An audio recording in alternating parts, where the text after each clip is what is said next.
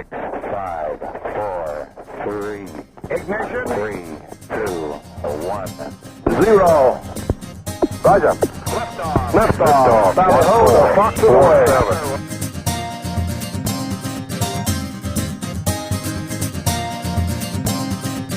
This is your Colbycast, a weekly roundup of news from the Colbyjack.net world headquarters, flavored with a healthy dose of fiction. Push the button. Welcome to Colbycast 37 for August 24th, 2011. Hello, I'm Bob, your ever-loyal host and pollen sufferer. There's nothing new this week, and as I have no desire to bore you to death with my dissertation on the value of dividend-yielding stocks in our current state of stock market panic, I will release you to part 2 of A Princess of Mars by Edgar Rice Burroughs. The text comes to us from Gutenberg.org. So grab your 6-shooters and saddle your trusty horse, for it is time to travel into the days of never-when in the land of never-where with A Princess of Mars by Edgar Rice Burroughs. Ooh, spooky.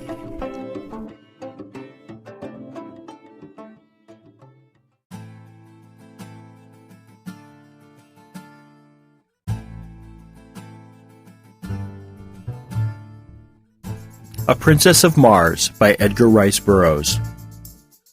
Chapter 2. The Escape of the Dead. A sense of delicious dreaminess overcame me. My muscles relaxed, and I was on the point of giving way to my desire to sleep when the sound of approaching horses reached my ears. I attempted to spring to my feet, but was horrified to discover that my muscles refused to respond to my will. I was now thoroughly awake, but as unable to move a muscle as though turned to stone. It was then, for the first time, that I noticed a slight vapor filling the cave. It was extremely tenuous and only noticeable against the opening which led to daylight. There also came to my nostrils a faintly pungent odor, and I could only assume that I had been overcome by some poisonous gas. But why I should retain my mental faculties and yet be unable to move, I could not fathom. I lay facing the opening of the cave, and where I could see the short stretch of trail which lay between the caves and the turn of the cliff around which the trail led. The noise of the approaching horses had ceased, and I judged the Indians were creeping stealthily upon me along the little ledge which led to my living tomb. I remember that I hoped they would make short work of me, as I did not particularly relish the thought of the innumerable things they might do to me if the spirit prompted them. I had not long to wait before a stealthy sound apprised me of their nearness, and then a war-bonneted, paint-streaked face was thrust cautiously around the shoulder of the cliff, and savage eyes looked into mine. That he could see me in the dim light of the cave, I was sure, for the early morning sun was falling full upon me through the opening. The fellow, instead of approaching, merely stood and stared, his eyes bulging and his jaw dropped. And then another savage face appeared, and a third, and fourth, and fifth, craning their necks over the shoulders of their fellows whom they could not pass upon the narrow ledge. Each face was the picture of awe and fear, but for what reason I did not know, nor did I learn until 10 years later.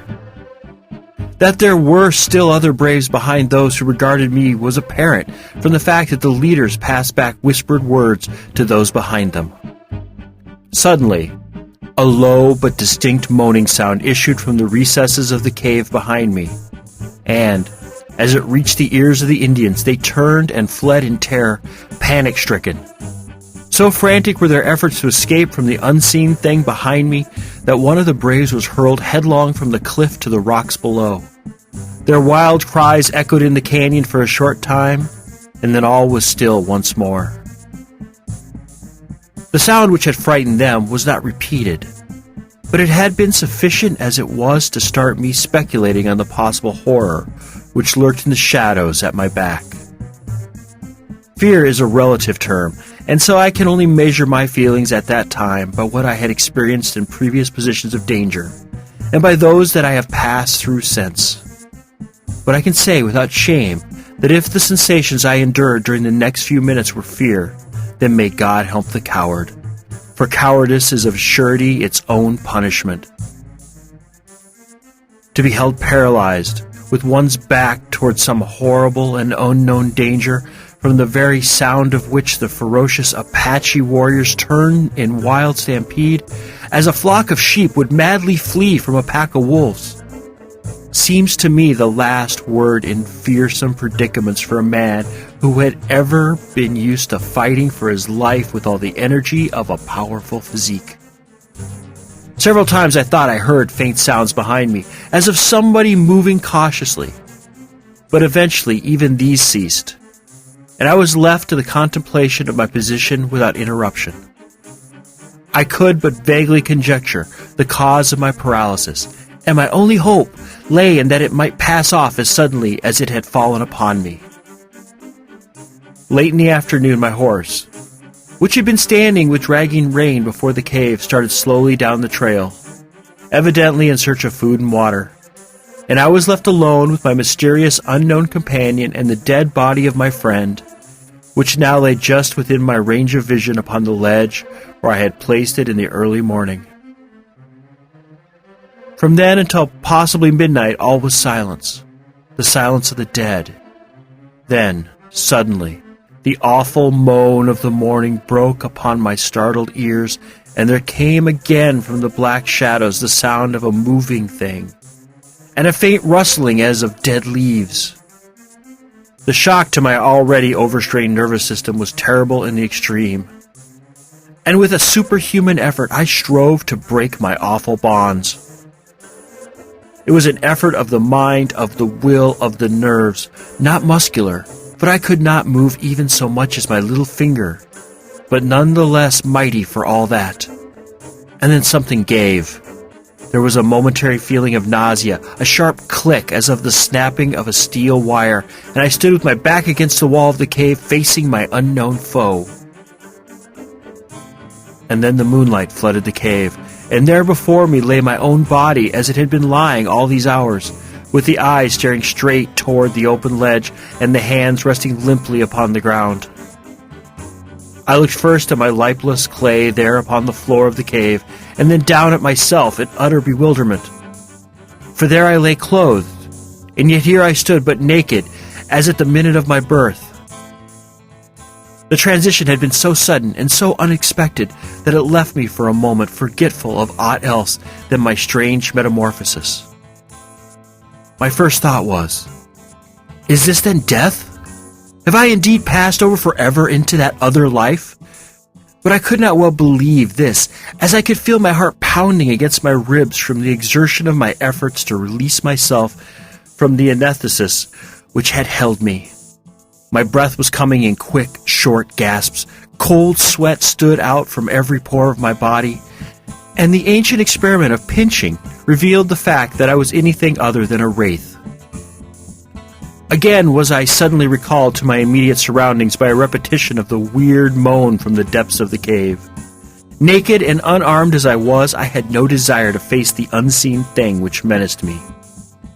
My revolvers were strapped to my lifeless body, which, for some unfathomable reason, I could not bring myself to touch. My carbine was in its boot, strapped to my saddle, and as my horse had wandered off, I was left without means of defense. My only alternative seemed to lie in flight, and my decision was crystallized by a reoccurrence of the rustling sound from the thing which now seemed, in the darkness of the cave and to my distorted imagination, to be creeping stealthily upon me. Unable longer to resist the temptation to escape this horrible place, I leaped quickly through the opening into the starlight of a clear Arizona night. The crisp, fresh mountain air outside the cave acted as an immediate tonic, and I felt new life and new courage coursing through me. Pausing upon the brink of the ledge, I upbraided myself for what now seemed to me wholly unwarranted apprehension. I reasoned with myself that I had lain helpless for many hours within the cave, yet nothing had molested me. And my better judgment, when permitted the direction of clear and logical reasoning, convinced me that the noises I had heard must have resulted from purely natural and harmless causes. Probably the conformation of the cave was such that a slight breeze had caused the sounds I heard. I decided to investigate, but first I lifted my head to fill my lungs with the pure, invigorating night air of the mountains. As I did so, I saw, stretching far below me, the beautiful vista of rocky gorge and level, cacti-studded flat, wrought by the moonlight into a miracle of soft splendor and wondrous enchantment. Few Western wonders are more inspiring than the beauties of an Arizona moonlit landscape. The silvered mountains in the distance, the strange lights and shadows upon hogback and arroyo, and the grotesque details of the stiff yet beautiful cacti form a picture at once enchanting and inspiring. As though one were catching for the first time a glimpse of some dead and forgotten world, so different is it from the aspect of any other spot upon our earth. As I stood thus meditating, I turned my gaze from the landscape to the heavens, where the myriad stars formed a gorgeous and fitting canopy for the wonders of the earthly scene. My attention was quickly riveted by a large red star close to the distant horizon. As I gazed upon it, I felt a spell of overpowering fascination. It was Mars, the god of war, and for me, the fighting man, it had always held the power of irresistible enchantment. As I gazed at it, on that far-gone night, it seemed to call across the unthinkable void, to lure me to it, to draw me as the lodestone attracts a particle of iron. My longing was beyond the power of opposition. I closed my eyes, stretched out my arms toward the god of my vocation, and felt myself drawn with the suddenness of thought through the trackless immensity of space. There was an instant of extreme cold and utter darkness. Chapter 3. My Advent on Mars. I opened my eyes upon a strange and weird landscape. I knew that I was on Mars. Not once did I question either my sanity or my wakefulness. I was not asleep. No need for pinching here. My inner consciousness told me as plainly that I was upon Mars as your conscious mind tells you that you are upon Earth. You do not question the fact. Neither did I. I found myself lying prone upon a bed of yellowish, moss-like vegetation, which stretched around me in all directions for interminable miles. I seemed to be lying in a deep circular basin along the outer verge of which I could distinguish the irregularities of low hills. It was midday. The sun was shining full upon me, and the heat of it was rather intense upon my naked body. Yet no greater than would have been true under similar conditions on an Arizona desert. Here and there were slight outcroppings of quartz-bearing rock which glistened in the sunlight, and a little to my left, perhaps 100 yards, appeared a low walled enclosure about 4 feet in height. No water, and no other vegetation than the moss was in evidence, and as I was somewhat thirsty, I determined to do a little exploring. Springing to my feet, I received my first Martian surprise, for the effort, which on Earth would have brought me standing upright, carried me into the Martian air to the height of about 3 yards. I alighted softly upon the ground, however, without appreciable shock or jar. Now commenced a series of evolutions which even then seemed ludicrous in the extreme. I found that I must learn to walk all over again, as the muscular exertion which carried me easily and safely upon Earth played strange antics with me upon Mars. Instead of progressing in a sane and dignified manner, my attempts to walk resulted in a variety of hops, which took me clear of the ground a couple of feet at each step and landed me sprawling upon my face or back at the end of each second or third hop. My muscles, perfectly attuned and accustomed to the force of gravity on Earth, played the mischief with me in attempting for the first time to cope with the lesser gravitation and lower air pressure on Mars. I was determined, however, to explore the low structure which was the only evidence of habitation in sight, and so I hit upon the unique plan of reverting to first principles in locomotion: creeping. I did fairly well at this, and in a few moments had reached the low encircling wall of the enclosure. There appeared to be no doors or windows upon the side nearest me. But as the wall was about 4 feet high, I cautiously gained my feet and peered over the top upon the strangest sight it had ever been given me to see.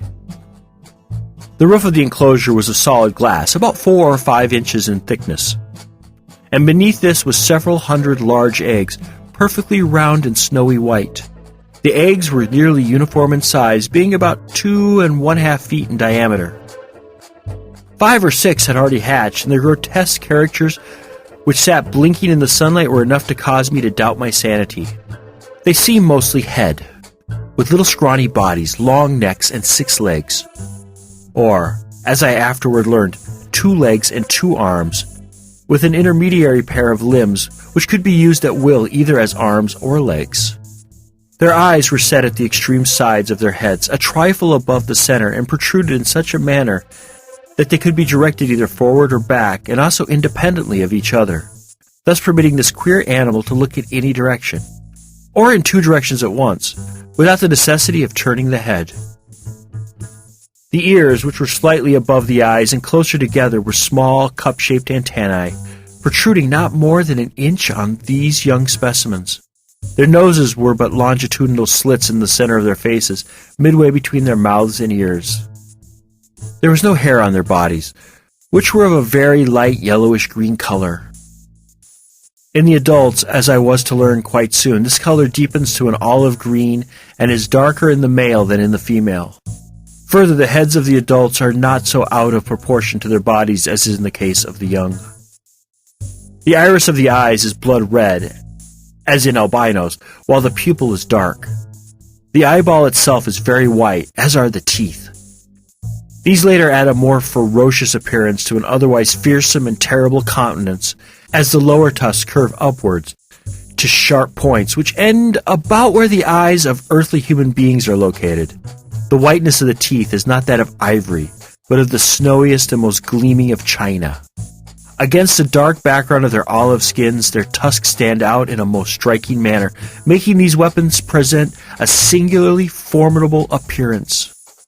Most of these details I noted later, for I was given but little time to speculate on the wonders of my new discovery. I had seen that the eggs were in the process of hatching, and as I stood watching the hideous little monsters break from their shells, I failed to note the appearance of a score of full-grown Martians from behind me. Coming as they did over the soft and soundless moss, which covers practically the entire surface of Mars with the exception of the frozen areas of the poles and the scattered cultivated districts, they might have captured me easily, but their intentions were far more sinister. It was the rattling of the accoutrements of the foremost warrior which warned me. On such a little thing my life hung, that I often marveled that I escaped so easily. Had not the rifle of the leader of the party swung from its fastenings beside his saddle in such a way as to strike against the butt of his great metal-shod spear, I should have snuffed out without ever knowing that death was near me. But the little sound caused me to turn, and there upon me, not 10 feet from my breast, was the point of that huge spear, a spear 40 feet long, tipped with gleaming metal, and held low at the side of a mounted replica of the little devils I had been watching. But how puny and harmless they now looked beside this huge and terrific incarnation of hate, of vengeance, and of death. The man himself, for such I may call him, was fully 15 feet in height, and on earth would have weighed some 400 pounds. He sat his mount as we sit a horse, grasping the animal's barrel with his lower limbs, while the hands of his 2 right arms held his immense spear low at the side of his mount. His 2 left arms were outstretched laterally to help preserve his balance, the thing he rode having neither bridle or reins of any description for guidance. And his mount! How can earthly words describe it? It towered 10 feet at the shoulder, had 4 legs on either side, a broad flat tail, longer at the tip than at the root, and which it held straight out behind while running, a gaping mouth which split its head from its snout to its long, massive neck. Like its master, it was entirely devoid of hair, but was of a dark slate color and exceedingly smooth and glossy. Its belly was white, and its legs shaded from the slate of its shoulders and hips to a vivid yellow at the feet.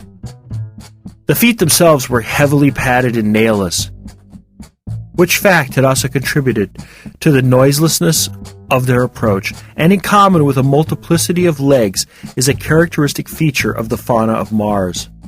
The highest type of man and one other animal, the only mammal existing on Mars, alone have well-formed nails, and there are absolutely no hoofed animals in existence there. Behind this first charging demon trailed 19 others, similar in all respects, but, as I learned later, bearing individual characteristics peculiar to themselves. Precisely as no 2 of us are identical, although we are all cast in a similar mold. This picture, or rather materialized nightmare, which I have described at length, made but one terrible and swift impression on me as I turned to meet it. Unarmed and naked as I was, the first law of nature manifested itself, in the only possible solution of my immediate problem, and that was to get out of the vicinity of the point of the charging spear. Consequently, I gave a very earthly and at the same time superhuman leap to reach the top of the Martian incubator. For such I had determined it must be. My effort was crowned with success which appalled me no less than it seemed to surprise the Martian warriors, for it carried me fully 30 feet into the air and landed me 100 feet from my pursuers and on the opposite side of the enclosure. I alighted upon the soft moss easily and without mishap, and turning saw my enemies lined up along the further wall.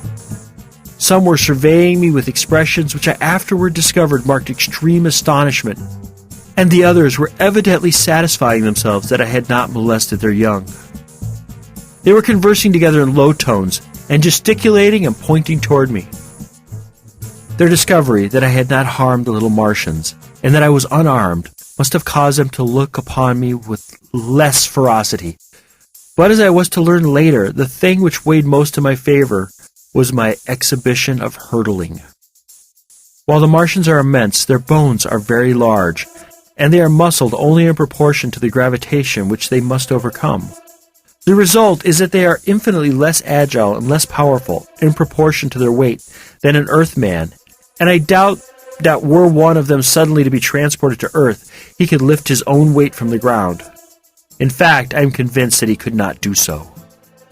My feat then was as marvelous upon Mars as it would have been upon Earth, and from desiring to annihilate me, they suddenly looked upon me as a wonderful discovery to be captured and exhibited among their fellows.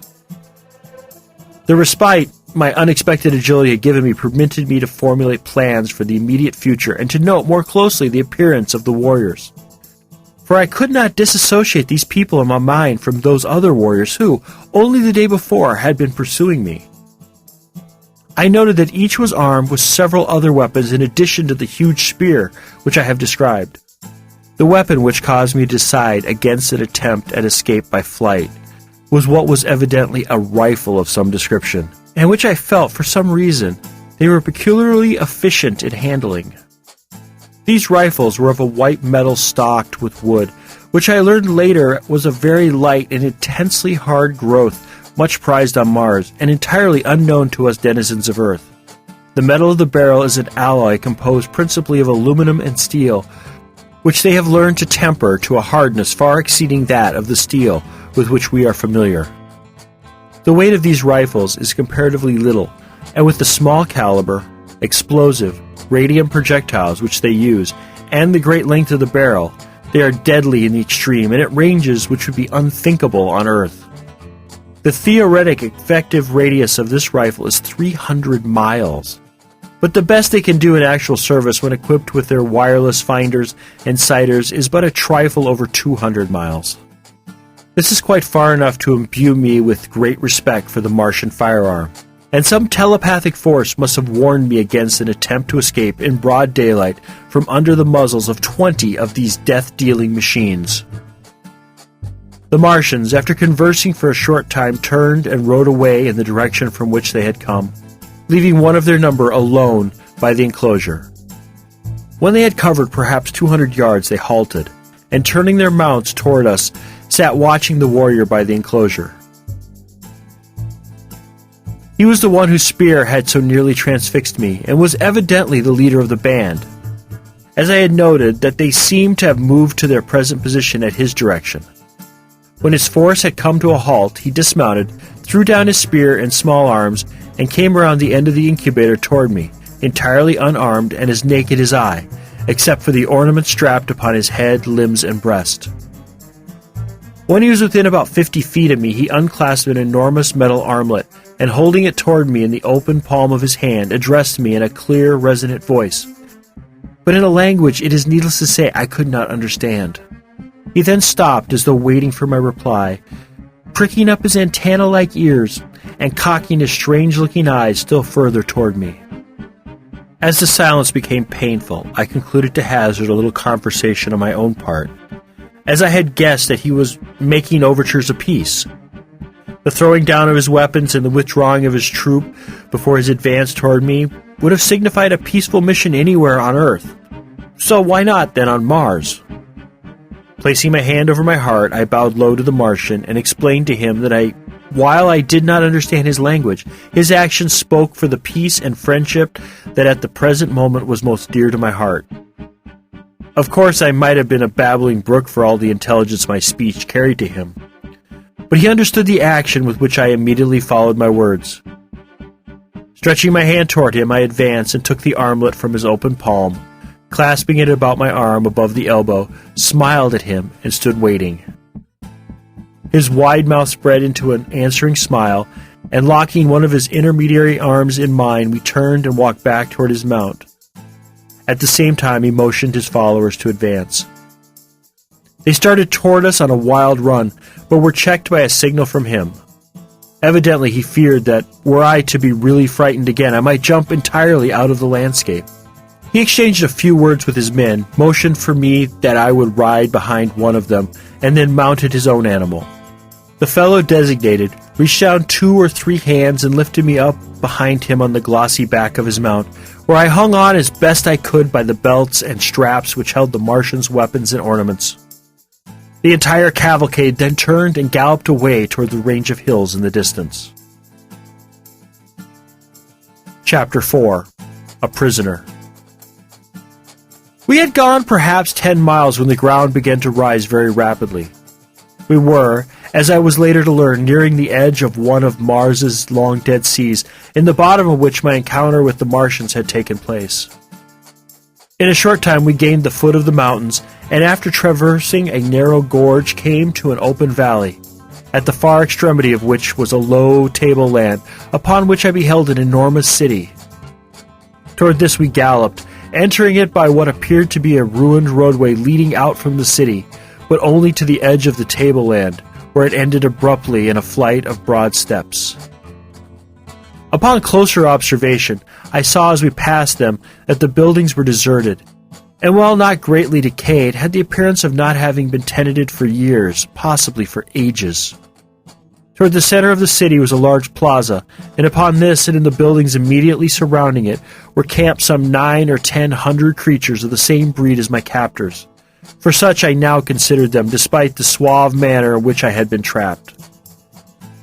With the exception of their ornaments, all were naked.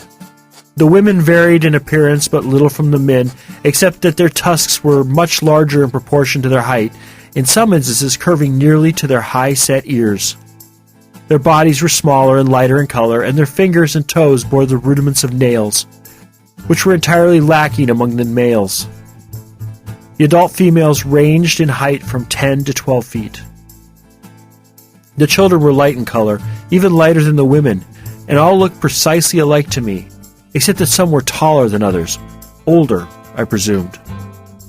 I saw no signs of extreme age among them, nor is there any appreciable difference in their appearance from the age of maturity, about 40, until, at about the age of 1,000 years, they go voluntarily upon their last strange pilgrimage down the river Is, which leads no living Martian knows whither, and from whose bosom no Martian has ever returned, or would be allowed to live did he return after once embarking upon its cold, dark waters. Only about 1 Martian in 1,000 dies of sickness or disease, and possibly about 20 take the voluntary pilgrimage. The other 979 die violent deaths in duels, in hunting, in aviation, and in war. But perhaps, by far, the greatest death loss comes during the age of childhood, when vast numbers of the little Martians fall victims to the great white apes of Mars. The average life expectancy of a Martian after the age of maturity is about 300 years, which would be near the 1,000 mark were it not for the various means leading to violent death.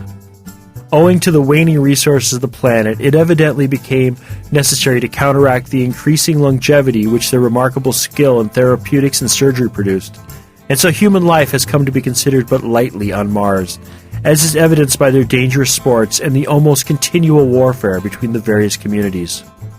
There are other and natural causes tending toward a diminution of population, but nothing contributes so greatly to this end as the fact that no male or female Martian is ever voluntarily without a weapon of destruction.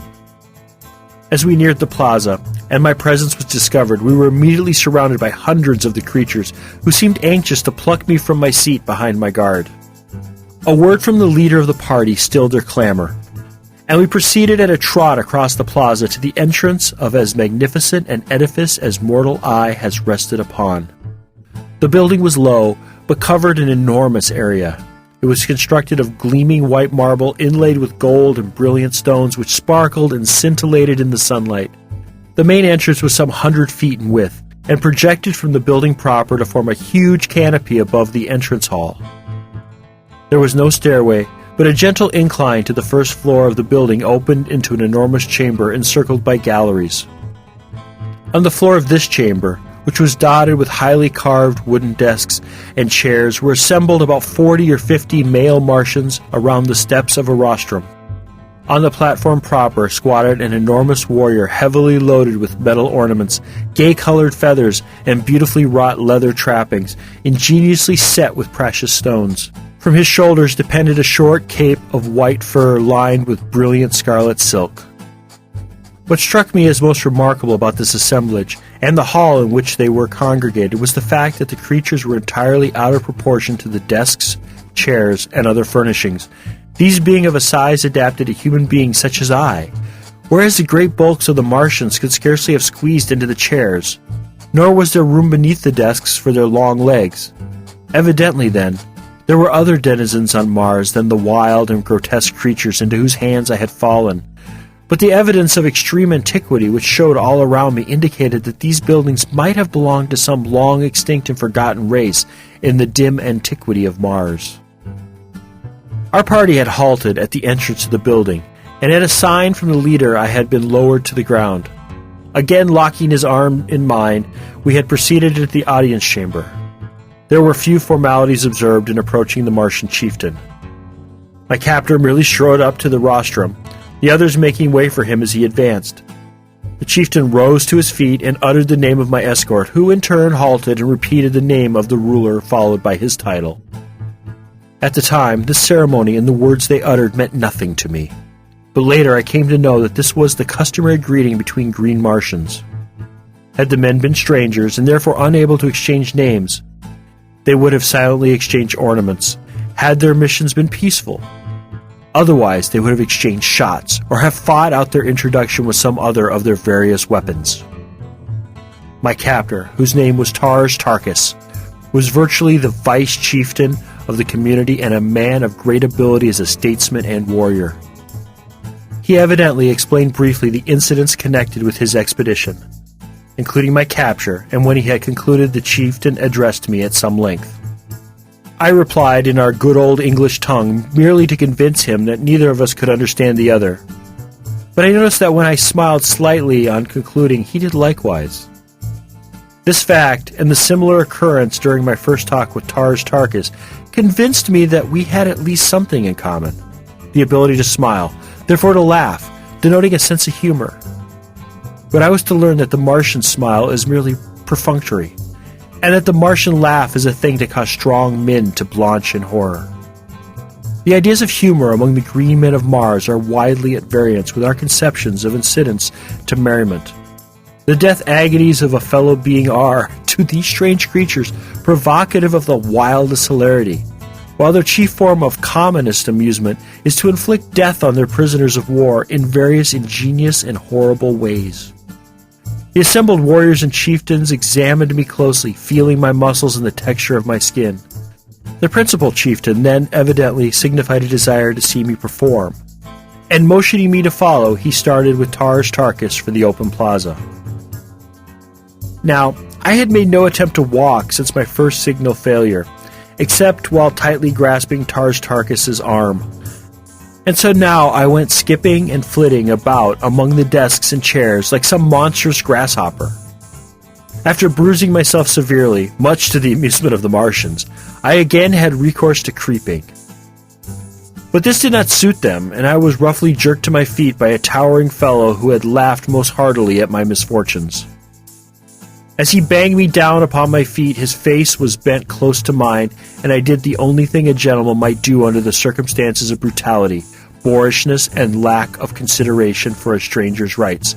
I swung my fist squarely to his jaw, and he went down like a felled ox. As he sunk to the floor, I wheeled around with my back toward the nearest desk, expecting to be overwhelmed by the vengeance of his fellows, but determined to give them as good a battle as the unequal odds would permit before I gave up my life. My fears were groundless, however, as the other Martians, at first struck dumb with wonderment, finally broke into wild peals of laughter and applause.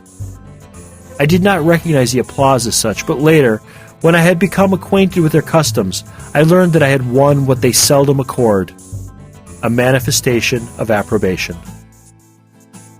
The fellow whom I had struck lay where he had fallen, nor did any of his mates approach him. Lars Tarkus advanced toward me, holding out one of his arms, and we thus proceeded to the plaza without further mishap. I did not, of course, know the reason for which we had come to the open, but I was not long in being enlightened. They first repeated the word "sack" a number of times, and then Lars Tarkus made several jumps, repeating the same word before each leap. Then turning to me, he said, "Sack!" I saw what they were after, and gathering myself together, I sacked, with such marvelous success that I cleared a good 150 feet. Nor did I this time lose my equilibrium, but landed squarely upon my feet without falling. I then returned by easy jumps of 25 or 30 feet to the little group of warriors. My exhibition had been witnessed by several hundred lesser Martians, and they immediately broke into demands for a repetition, which the chieftain then ordered me to make. But I was both hungry and thirsty, and determined on the spot that my only method of salvation was to demand the consideration from these creatures which they evidently would not voluntarily accord. I therefore ignored the repeated commands to sack, and each time they were made, I motioned to my mouth and rubbed my stomach. Lars Tarkus and the chief exchanged a few words, and the former, calling to a young female among the throng, gave her some instructions and motioned me to accompany her. I grasped her proffered arm, and together we crossed the plaza toward a large building on the far side. My fair companion was about 8 feet tall, having just arrived at maturity, but not yet to her full height. She was of a light olive-green color, with a smooth, glossy hide. Her name, as I afterward learned, was Sola, and she belonged to the retinue of Lars Tarkus. She conducted me to a spacious chamber in one of the buildings fronting on the plaza, and which, from the litter of silks and furs upon the floor, I took to be the sleeping quarters of several of the natives. The room was well lighted by a number of large windows, and was beautifully decorated with mural paintings and mosaics. But upon all there seemed to rest that indefinable touch of the finger of antiquity which convinced me that the architects and builders of these wondrous creations had nothing in common with the crude half-brutes which now occupied them.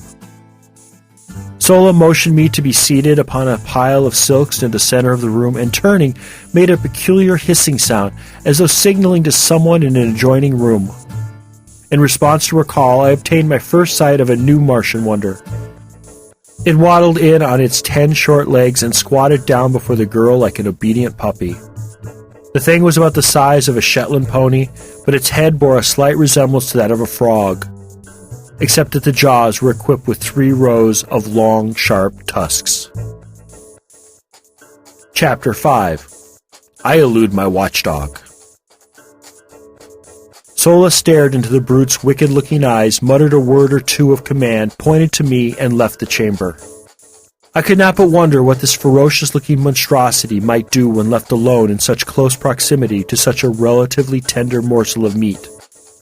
But my fears were groundless, as the beast, after surveying me intently for a moment, crossed the room to the only exit which led to the street, and lay down full length across the threshold.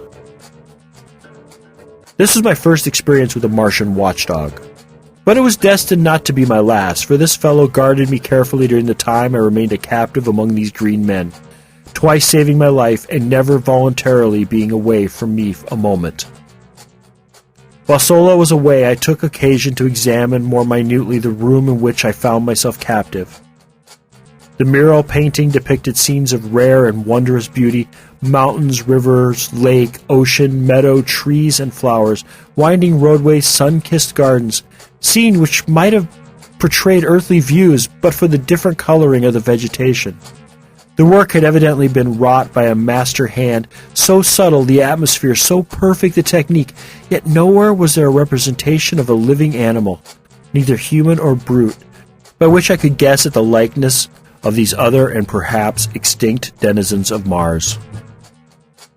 While I was allowing my fancy to run riot in wild conjecture on the possible explanation of the strange anomalies which I had so far met with on Mars, Sola returned bearing both food and drink. These she placed on the floor beside me, and seating herself a short ways off, regarded me intently. The food consisted of about a pound of some solid substance of the consistency of cheese and almost tasteless, while the liquid was apparently milk from some animal. It was not unpleasant to the taste, though slightly acid, and I learned in a short time to prize it very highly. It came, as I later discovered, not from an animal, as there is only one mammal on Mars, and that one very rare indeed, but from a large plant, which grows practically without water, but seems to distill its plentiful supply of milk from the products of the soil, the moisture of the air, and the rays of the sun. A single plant of this species will give 8 or 10 quarts of milk per day. After I had eaten, I was greatly invigorated, but feeling the need of rest, I stretched out upon the silks and was soon asleep. I must have slept several hours, as it was dark when I awoke, and I was very cold. I noticed that someone had thrown a fur over me, but it had become partially dislodged. In the darkness I could not see to replace it. Suddenly a hand reached out and pulled the fur over me, shortly afterwards adding another to my covering. I presumed that my watchful guardian was Sola, nor was I wrong. This girl alone, among all the green Martians with whom I came in contact, disclosed characteristics of sympathy, kindliness, and affection. Her ministrations to my bodily wants were unfailing, and her solicitous care saved me from much suffering and many hardships. As I was to learn, the Martian nights are extremely cold, and as there is practically no twilight or dawn, the changes in temperature are sudden and most uncomfortable, as are the transitions from brilliant daylight to darkness. The nights are either brilliantly illumined or very dark, for if neither of the 2 moons of Mars happens to be in the sky, almost total darkness results, since the lack of atmosphere, or rather the very thin atmosphere, fails to diffuse the starlight to any great extent. On the other hand, if both of the moons are in the heavens at night, the surface of the ground is brightly illuminated. Both of Mars's moons are vastly nearer her than is our moon to Earth, the nearer moon being but about 5,000 miles distant, while the further is but little more than 14,000 miles away, against the nearly 250,000 miles which separate us from our moon. The nearer moon of Mars makes a complete revolution about the planet in a little over 7.5 hours, so that she may be seen hurtling through the sky like some huge meteor 2 or 3 times each night, revealing all her phases during each transit of the heavens.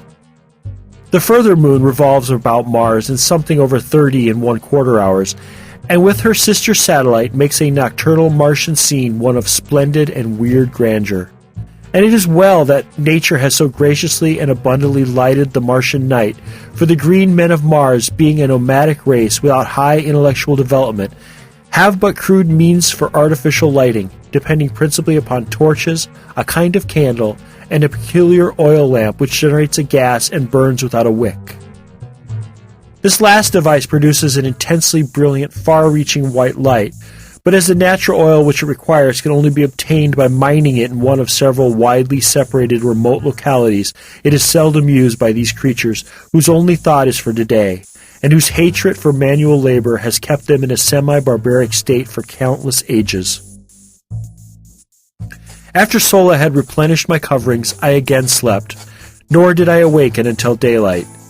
The other occupants of the room, 5 in number, were all females, and they were still sleeping, piled high with a motley array of silks and furs.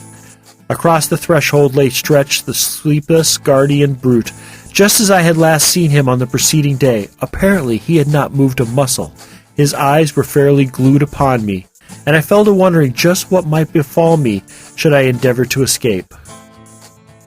I have ever been prone to seek adventure and to investigate and experiment where wiser men would have left well enough alone. It therefore now occurred to me that the surest way of learning the exact attitude of this beast toward me would be to attempt to leave the room. I felt fairly secure in my belief that I could escape him should he pursue me once I was outside the building, for I had begun to take great pride in my ability as a jumper. Furthermore, I could see from the shortness of his legs that the brute himself was no jumper and probably no runner. Slowly and carefully, therefore, I gained my feet, only to see that my watcher did the same. Cautiously, I advanced toward him, finding that by moving with a shuffling gait, I could retain my balance as well as make reasonably rapid progress. As I neared the brute, he backed cautiously away from me, and when I had reached the open, he moved to one side to let me pass. He then fell in behind me and followed about 10 paces in my rear as I made my way along the deserted street. Evidently, his mission was to protect me only, I thought.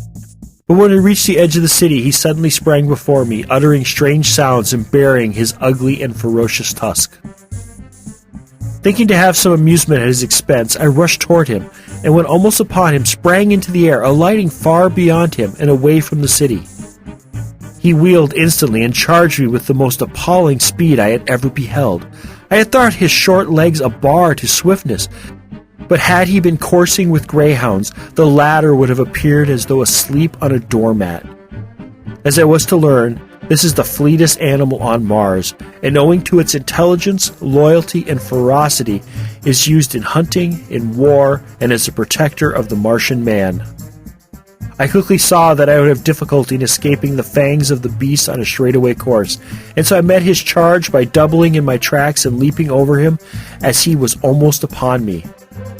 This maneuver gave me a considerable advantage, and I was able to reach the city quite a bit ahead of him, and as he came tearing after me, I jumped for a window about 30 feet from the ground in the face of one of the buildings overlooking the valley. Grasping the sill, I pulled myself up to a sitting posture without looking into the building and gazed down at the baffled animal beneath me. My exultation was short-lived, however, for scarcely had I gained a secure seat upon the sill than a huge hand grasped me by the neck from behind and dragged me violently into the room. Here I was thrown upon my back and beheld standing over me a colossal, ape-like creature, white and hairless, except for an enormous shock of bristly hair upon its head.